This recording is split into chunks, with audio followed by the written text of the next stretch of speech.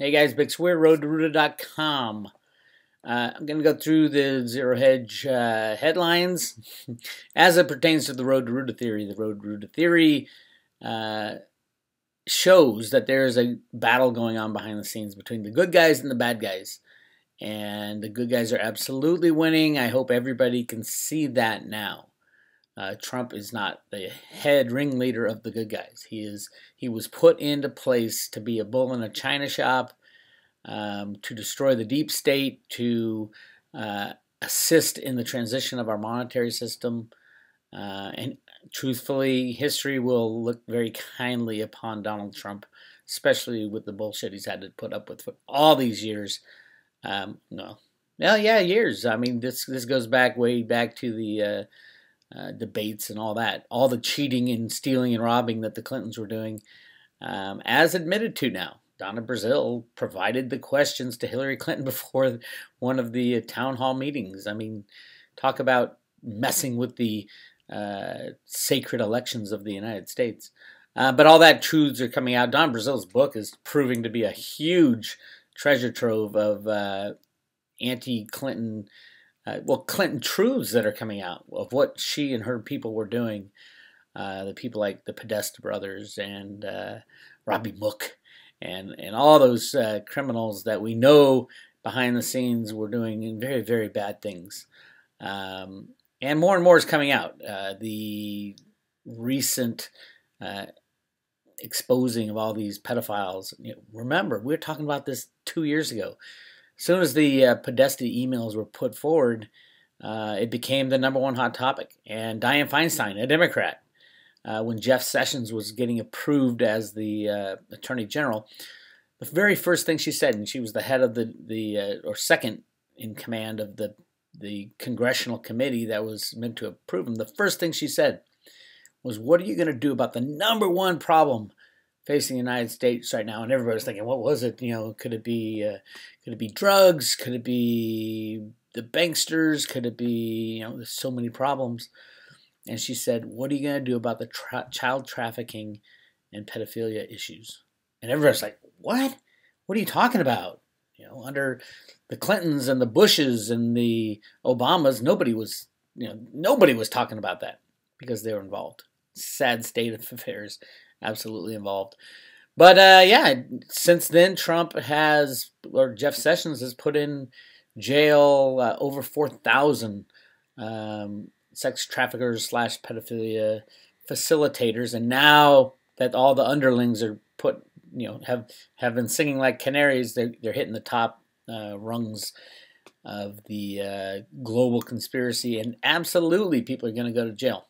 So more and more names will come out. It's exciting that we've already got a lot of this, the Hollywood stuff being exposed, but a lot of the Washington, D.C. stuff has not been exposed. So prepare for that. Let's go down.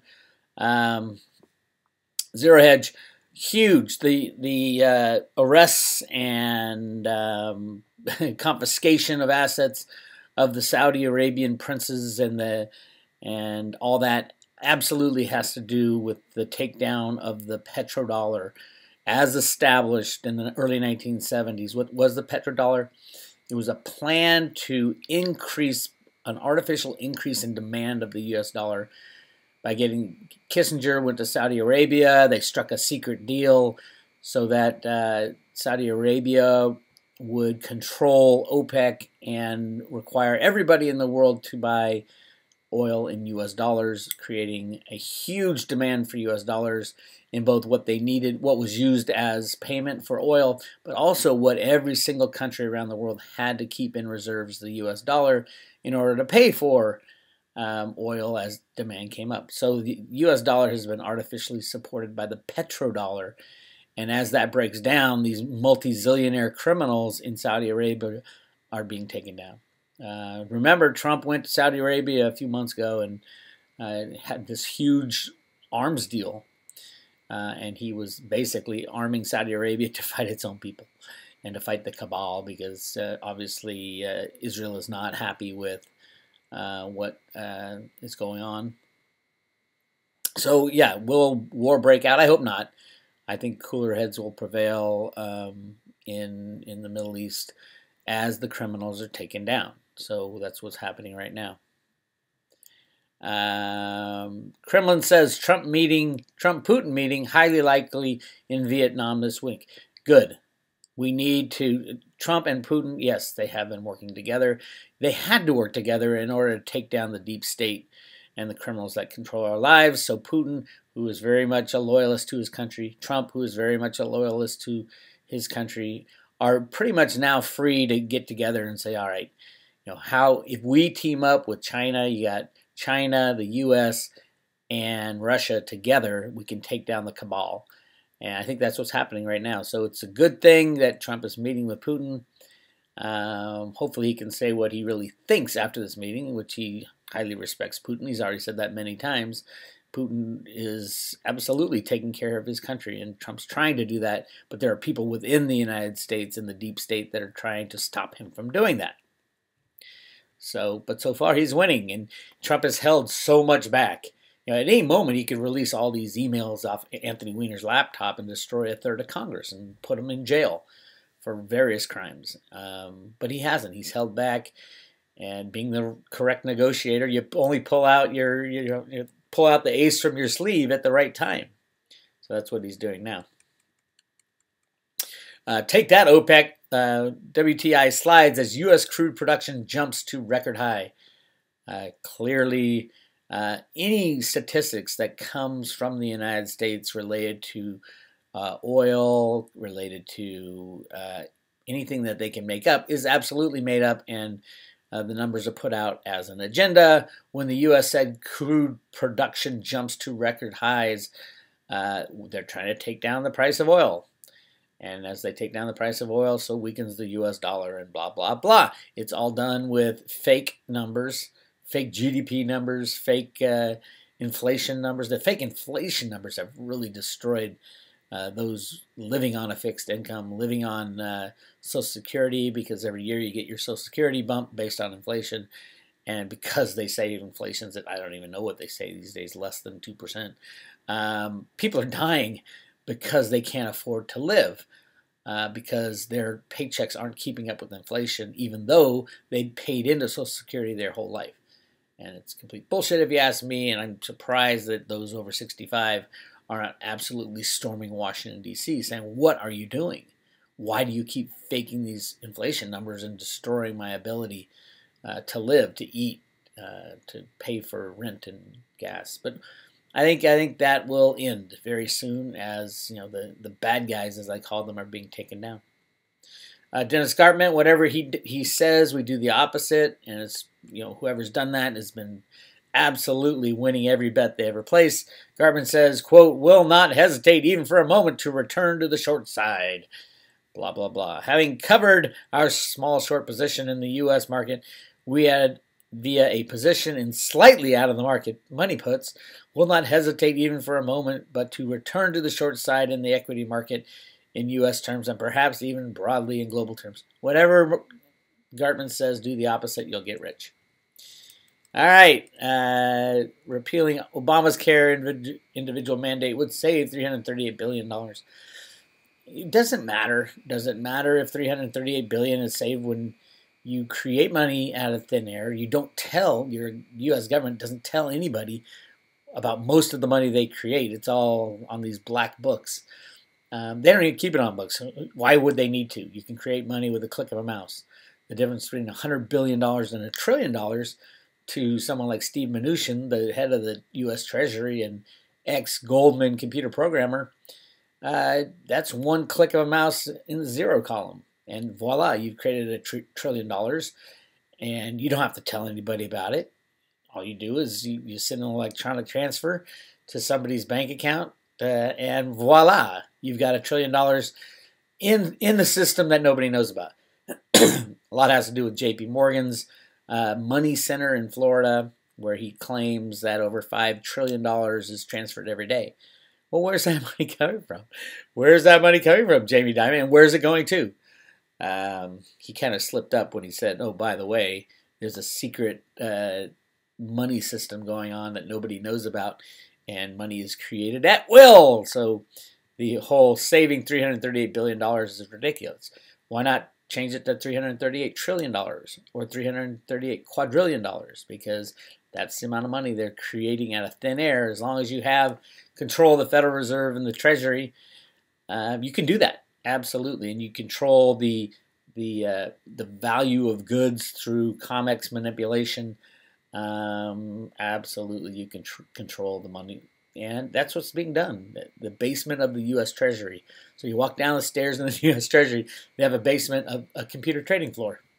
Crazy stuff, but absolutely, that's how our world is run these days. Interesting note here: Lending Club. This is the old establishment competitor to Salt Lending, which is a crypto lending facilitator. Lending Club crashes near record lows after slashing guidance. Problem with Lending Club now is they're finding the credit worthiness of their clients is declining, so they can't lend as much, and they're being safe because they're getting a lot of defaults and all that. You enter the crypto world, that is all fluff. It goes away. And so does all the costs relating to Lending Club. So, I think it was last year Lending Club earned gross revenues of $370 billion, but they had $325 billion in costs. You take that to the salt world, it would be $370 billion of revenue and maybe a million. $370 million or billion? Million in revenue. Billion in revenue? I don't know. Million. It's million. And you take it away and there's no costs. Well, very little costs related to what Lending Club's 80% of their monetary structure is costs. You need contract administrators, collections, lawyers. All that stuff is wiped away with a smart contract. And you don't need credit people with Salt versus Lending Club, because Lending Club lends on credit, and that's why they're having problems. Salt lends on collateral, crypto collateral, and that's what's going to shine in the future, 2018. Absolutely. If you don't have any Salt lending tokens, go get some right now. I think you can pick them up at like $3. What a bargain. All right, sabotage. Hillary's Fusion GPS operative met with Russian lawyer before and after Trump meeting. Absolutely, it was a setup. And luckily, the media can't push this away anymore. The Russia meme was completely a setup to take down a sitting president. That is treason, my friends. And the people who originated this, the people involved in it, like the Clintons and the Clinton Global Initiative guys and the DNC and John McCain and other people involved with this, need to be tried for treason, I believe, in my opinion. We could try them for a whole lot more other things if, I think we will at some point, when they are taken down, when the deep state is taken down, these bad guys are exposed for what they are. And in Cliff High's data, he doesn't have the deep state being taken down. He has bad apples within the deep state being taken out, and then the deep state pivoting to the crypto world and moving on from there. We'll see what happens. Trump receives hero's welcome in Beijing as the Chinese roll out the red carpet. Absolutely. Remember, Obama was in there and the world turned their back to Obama. He is such a criminal, along with the Clintons, along with the Bushes, along with John McCain, and all those deep state deplorables who have been running our lives for so long. And now Trump comes into town and they're like, yes, finally someone we can deal with who loves his country and wants to take out the criminality. So that's what's happening. We'll see what comes from Trump's visit to Asia. And yeah, I hope he does meet with Putin.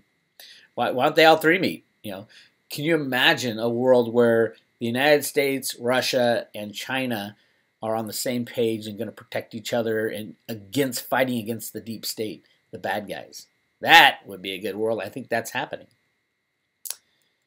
Bitcoin rebounds above 7,500 as Goldman eyes next wave higher.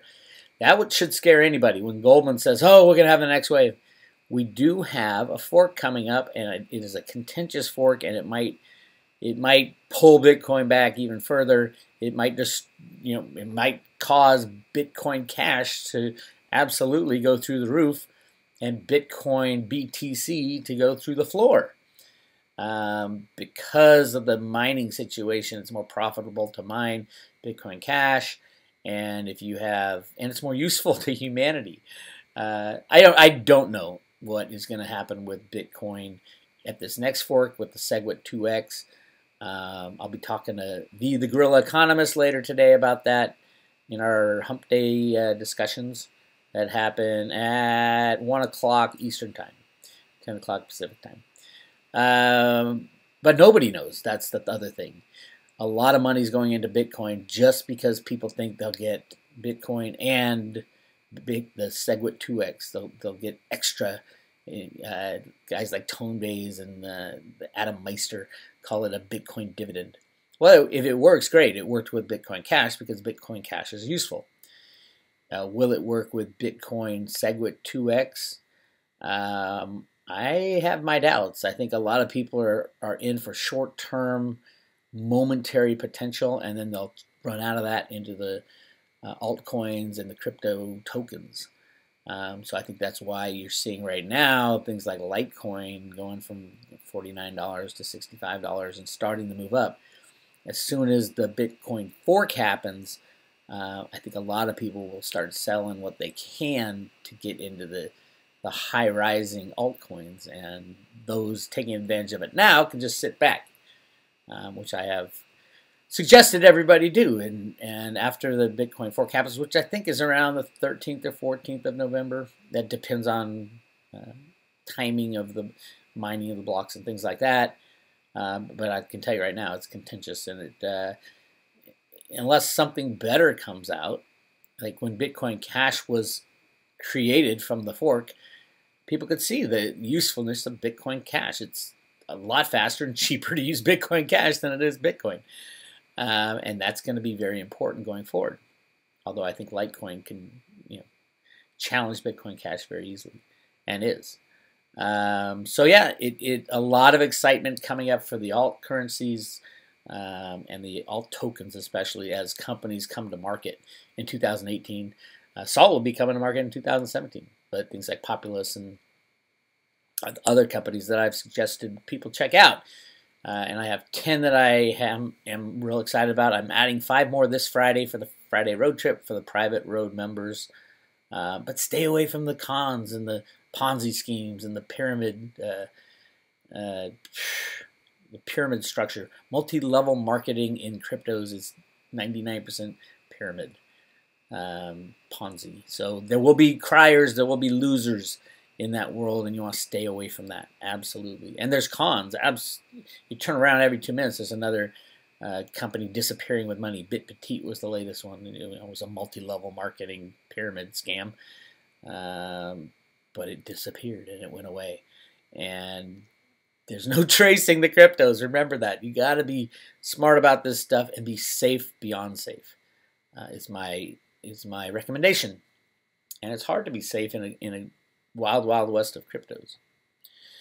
All right, that's it for right now. I will be talking to V in about an hour. This is Big Weir, road2roota.com. Don't forget to like this video and send it to your friends and say, hey, Big Weir's talking about the takedown of the bad guys. We really might get out of the clutches of this deep state criminal cabal. And I've been saying it for years, and yes, the road to Roota has changed off and on, has pivoted, especially in the crypto situation versus silver. I still love silver to death. I think it will be used as an industrial commodity going forward with all this high-tech stuff coming out.